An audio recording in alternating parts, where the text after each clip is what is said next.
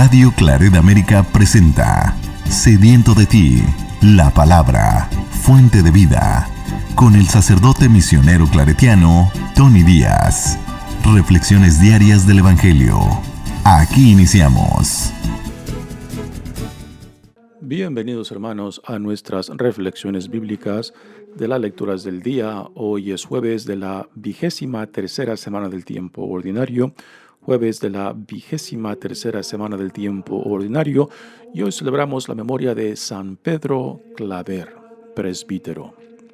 La primera lectura de hoy viene de la carta de San Pablo a los Colosenses, capítulo 3, versículos 12 al 17. Hermanos, puesto que Dios los ha elegido a ustedes, los ha consagrado a Él y les ha dado su amor. Sean compasivos, magnánimos, humildes, afables y pacientes. Sopórtense mutuamente y perdónense como cuando tengan quejas contra otro, como el Señor los ha perdonado a ustedes. Y sobre todas estas virtudes tengan amor, que es el vínculo de la perfecta unión. Que en sus corazones reine la paz de Cristo, esa paz a la que han sido llamados como miembros de un solo cuerpo. Finalmente, sean agradecidos. Que la palabra de Cristo habite en ustedes, con toda su riqueza. Enséñense y aconséjense unos a otros lo mejor que sepan, con el corazón lleno de gratitud. Alaben a Dios con salmos, himnos y cánticos espirituales. Y todo lo que digan y todo lo que hagan, háganlo en el nombre del Señor Jesús, dándole gracias a Dios Padre por medio de Cristo. Palabra de Dios. El salmo responsorial es el Salmo 150 y el responsorio es: alabemos al Señor con alegría. Alabemos al Señor con alegría. Alabemos al Señor en su templo, alabémoslo en su augusto firmamento, alabémoslo por sus obras magníficas, alabémoslo por su inmensa grandeza. Alabémoslo tocando trompetas, alabémoslo con arpas y cítaras, alabémoslo con tambores y danzas, alabémoslo con trompetas y flautas. Alabémoslo con platillos sonoros, alabémoslo con platillos vibrantes, que todo ser viviente alabe al Señor. Alabemos al Señor con alegría. El Evangelio de hoy viene de Lucas, capítulo 6, versículos 27 al 38. En aquel tiempo Jesús dijo a sus discípulos: amen a sus enemigos, hagan el bien a los que lo aborrecen, bendigan a quienes lo maldicen y oren por quienes los difaman. Al que te golpee en una mejilla, preséntale la otra. Al que te quite el manto, déjalo llevarse también la túnica. Al que te pida, dale. Y al que se lleve lo tuyo, no se lo reclames. Traten a los demás como quieran ser que los traten a ustedes, porque si aman solo a los que los aman, ¿qué hacen de extraordinario? También los pecadores aman a quienes los aman. Si hacen el bien solo a los que les hacen el bien, ¿qué tiene de extraordinario? Lo mismo hacen los pecadores. Si prestan solamente cuando esperan cobrar, ¿qué hacen de extraordinario? También los pecadores prestan a otros pecadores con la intención de cobrárselo después. Ustedes, en cambio, amen a sus enemigos. Hagan el bien y presten sin esperar recompensa. Así tendrán un gran premio y serán hijos del Altísimo, porque Él es bueno hasta con los malos y los ingratos. Sean misericordiosos como su Padre es misericordioso. No juzguen y no serán juzgados. No condenen y no serán condenados. Perdonen y serán perdonados. Den y se les dará. Recibirán una medida buena, bien sacudida, apretada y rebosante en los pliegues de su túnica, porque con la misma medida con que midan, serán medidos. Palabra del Señor. Muy bien, damos comienzo a nuestra reflexión de las lecturas de hoy, pero antes de entrar a las lecturas propias, digamos algo acerca de San Pedro Claver, presbítero, a la memoria de quien celebramos este día.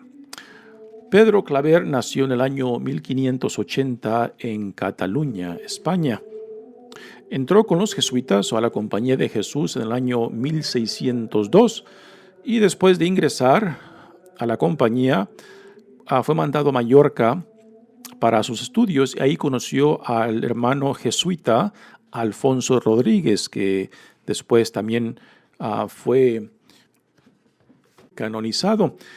Y este hermano jesuita Alfonso Rodríguez pues motivó a Pedro Claver a que se fuera misionero al Nuevo Mundo, al continente americano. En 1610 fue enviado a Cartagena, a parte de lo que hoy en día es Colombia. Cartagena era el puerto de entrada de los esclavos que tanto españoles como portugueses traían del África para trabajar en las minas y también en las haciendas. Se cree de que más o menos unos 10,000 esclavos por año pasaban por Cartagena para ser esclavizados y para ser explotados en las minas y también en las haciendas que tanto españoles como portugueses tenían en lo que hoy en día es Centro y Sudamérica. La mayoría de estos esclavos que traían del África los traían como animales en barcos. Muchos de ellos morían en el transcurso de cruzar el Atlántico. Y después pues los esclavizaban en el trabajo de las minas, que era verdaderamente deshumanizante la forma en que fueron tratados los esclavos traídos del África. Pedro Claver asumió este apostolado al servicio de los esclavos bajo la dirección del padre Alfonso Sandoval, a quien él después reemplazó en este ministerio al servicio de estos esclavos africanos.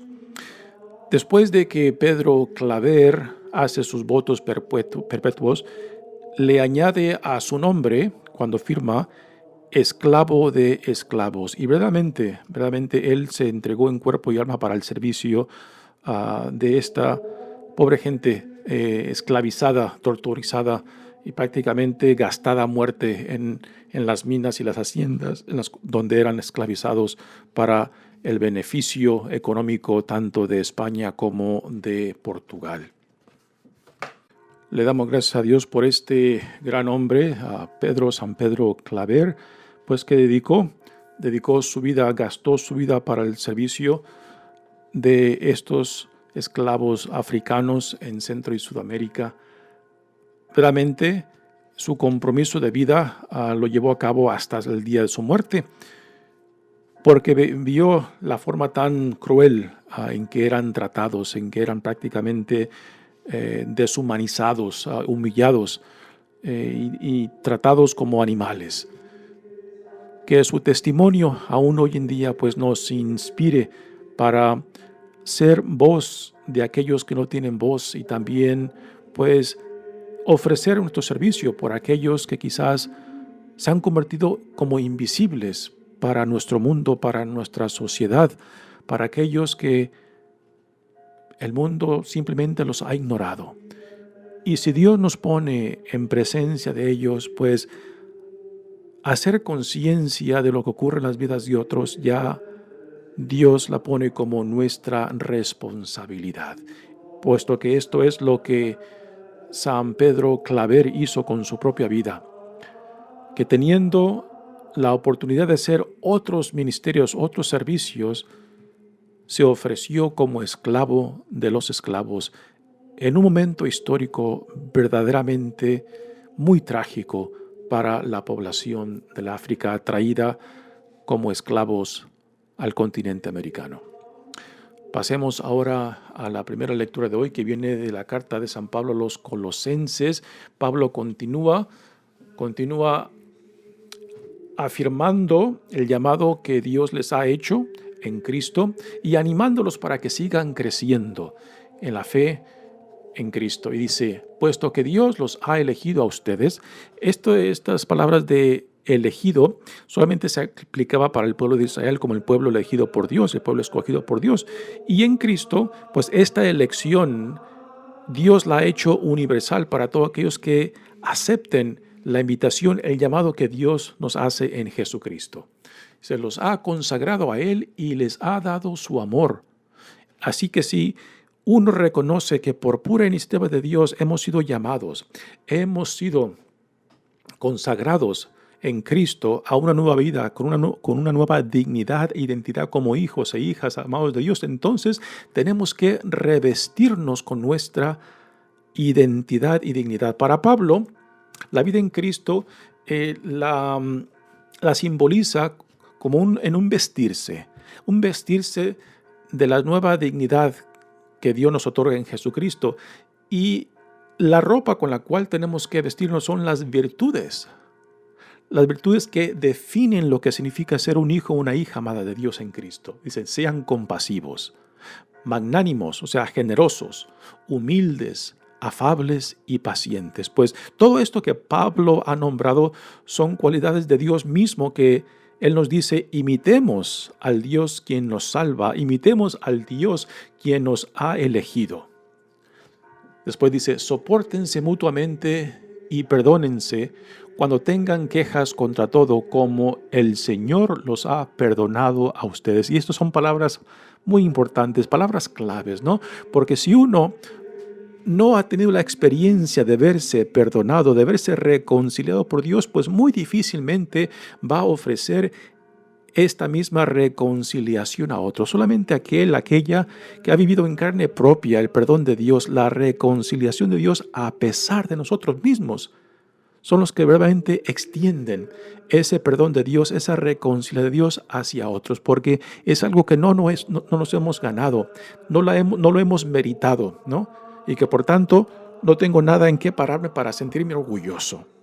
Por eso, si yo reconozco que soy quien soy por la pura gracia de Dios, entonces Pablo nos dice, como Jesús mismo lo afirma, de que tenemos que extenderlo a otros porque gratuitamente, por pura iniciativa de Dios, se nos ha dado esto. Dice, y sobre todas estas virtudes, tengan amor, que es el vínculo de la perfección, de la perfecta unión. Que sea el amor que nos una, el amor que Dios también ha volcado en nosotros en Jesucristo. Dice que en sus corazones reine la paz de Cristo, esa paz a la que han sido llamados como miembros de un solo cuerpo. Ahora, por paz, Pablo no quiere decir la ausencia de problemas, de dificultades o aún de persecución. No, la paz de Cristo es la experiencia de saberte que no estás solo, de que Dios en Cristo siempre camina con nosotros, de que en Cristo fuimos llamados a la unión con Dios en Cristo.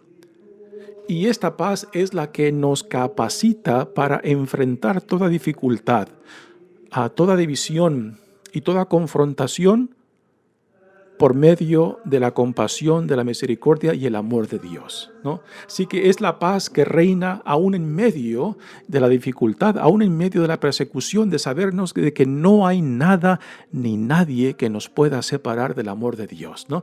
Y esta es la paz de la cual Pablo habla.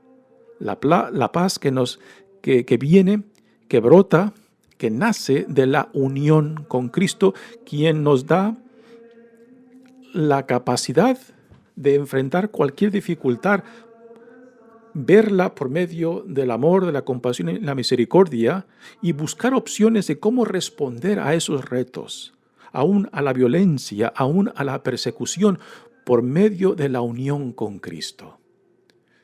Finalmente, dice Pablo, sean agradecidos. Esta debe de ser la actitud fundamental de todo cristiano, la gratitud. O sea, estar agradecidos porque es Dios quien por pura iniciativa de Él mismo, motivado por el amor mismo de Dios, por su creación, por sus hijos e hijas, Dios nos ha reconciliado, nos ha salvado, nos ha sanado, nos ha reintegrado a su reino para después ser lanzados al mundo y ser sus testigos, ser instrumentos suyos para que también otros lleguen a conocerlo y al conocerlo amarlo y al amarlo servirlo. ¿Okay? Así que sean agradecidos. El ser agradecidos debe de ser la actitud fundamental de nosotros como hijos e hijas de Dios cuando sabemos de que somos quien somos por la pura gracia de Dios. Dice que la palabra de Cristo habite en ustedes con toda su riqueza. ¿A qué palabra se refiere? Se refiere a las enseñanzas de Cristo que en aquel entonces circulaban solamente oralmente. Aún todavía no habían sido escritas. Las cartas de Pablo, la primera carta de Pablo y la segunda a los tesalonicenses, vienen siendo los primeros documentos del Nuevo Testamento que hoy tenemos, ¿no? Antes de que existieran los evangelios por escrito, circulaban oralmente.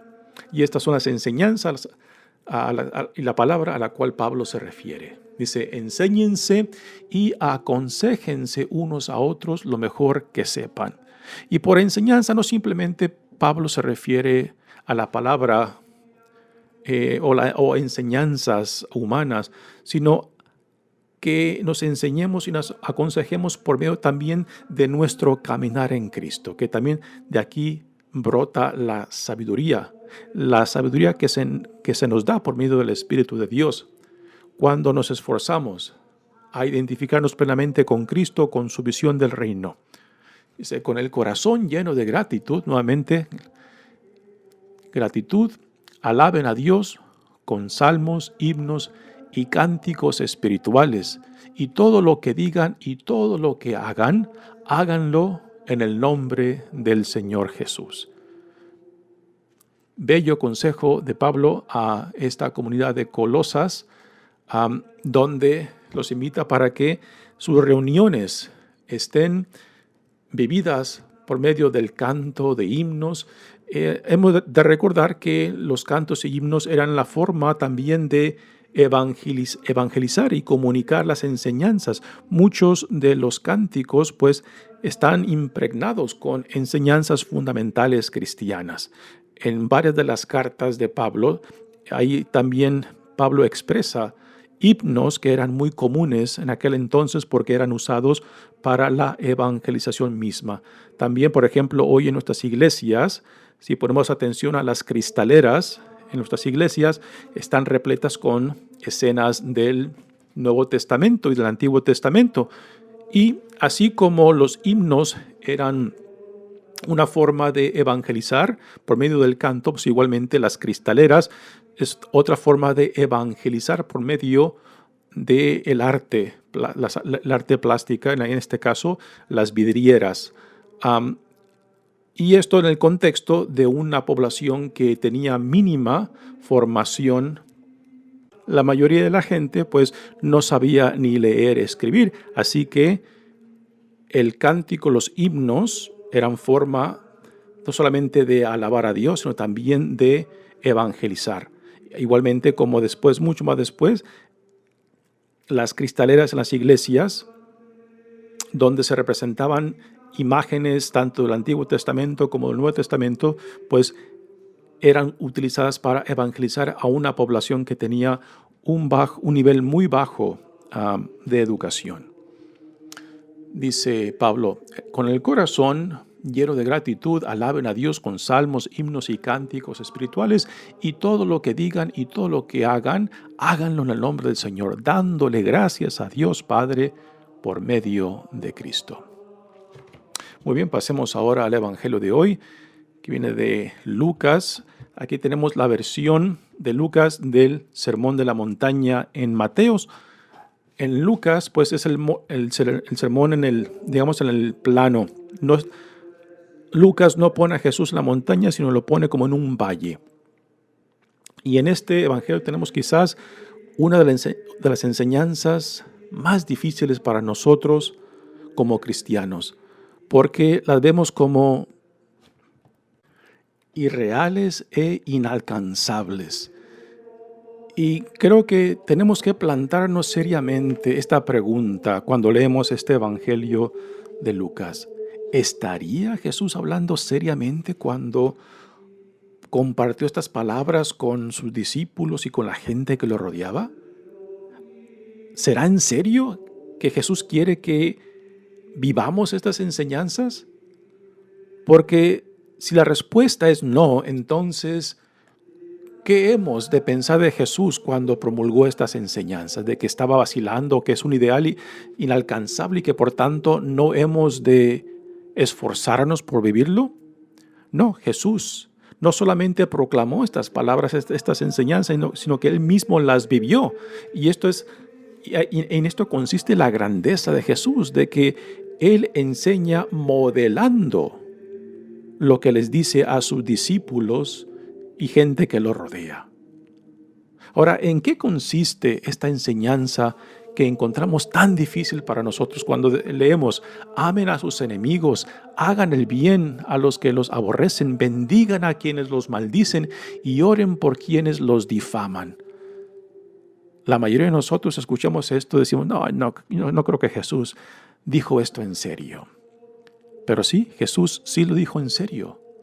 Y quizás la dificultad nuestra está en no entender las palabras mismas que Jesús utiliza en estas enseñanzas. Esta enseñanza empieza diciendo amén, ¿no?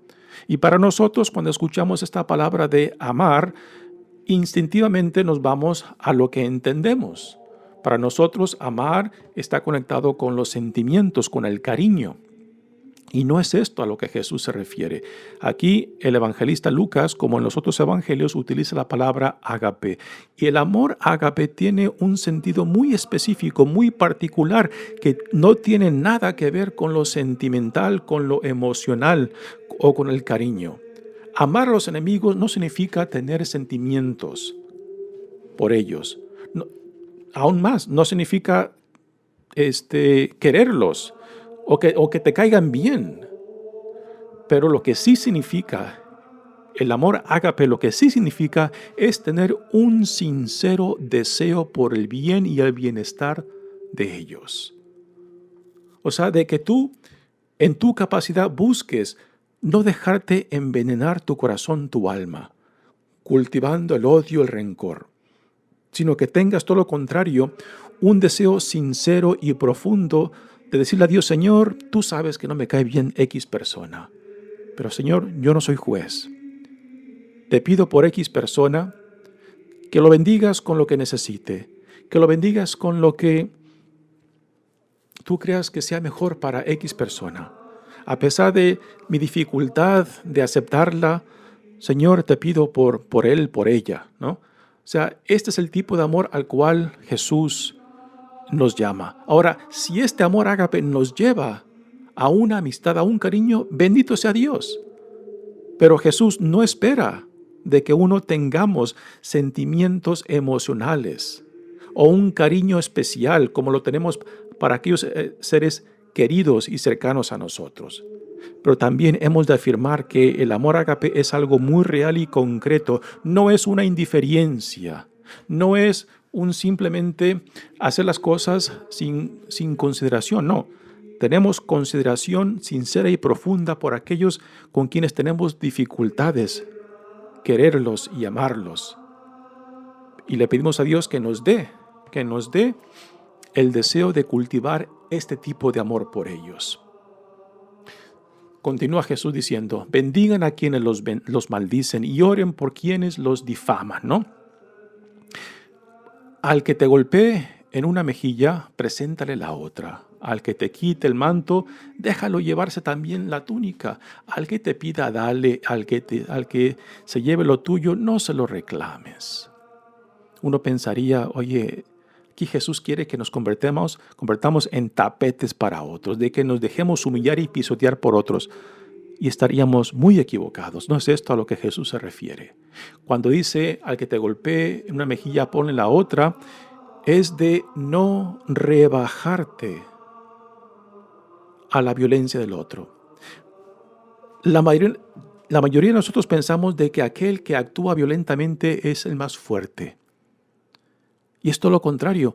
Aquel que se reduce a la violencia en realidad es el más débil, porque se está bajando a la violencia instintiva. Y Jesús no quiere que nos bajemos simplemente al instinto. Porque al bajarnos simplemente al instinto animal, al instinto violento, es no reconocer que hay otras opciones. Así que el que actúa violentamente no es el más fuerte, en realidad es el más débil. Y aquel como Jesús que le planta la otra mejilla, es aquel que opta por no dejarse reducir a la violencia, a la debilidad del otro. Se requiere bastante fortaleza interna para no rebajarse uno al nivel de otros, para no comportarse tan débilmente como el que es violento. Se requiere una fuerza interna impresionante. Así que aquel que actúa violentamente no es el más fuerte, no es el más poderoso, es el más débil. Y para poder entender esta enseñanza de Jesús, yo creo que tenemos que entender la vida misma de Jesús. Y para entender a Jesús tenemos que entender su relación con Dios, puesto que es su relación con Dios donde brota esta capacidad de no dejarse definir por otros, sino que Jesús se define según quién dice Dios que es Él. Y cuando no hemos vivido esta experiencia, entonces fácilmente nosotros nos dejamos definir por el mundo, por otros, por la violencia de otros, por la indiferencia de otros, por el rencor y odio de otros. Y cuando hemos cedido nuestra voluntad, nuestra capacidad de optar por una visión diferente de quiénes somos, de la vida a la cual somos llamados en Cristo, pues entonces ya hemos cedido a la violencia, a la indiferencia, al odio, a las divisiones y al rencor del mundo. Sin la experiencia de que a pesar de nosotros mismos, nosotros somos reconciliados, aceptados, amados por Dios, es muy difícil entender y poner en práctica estas enseñanzas, porque no es cuestión de fuerza de voluntad, es cuestión de haber vivido ese amor incondicional de nosotros, de Jesucristo en nosotros.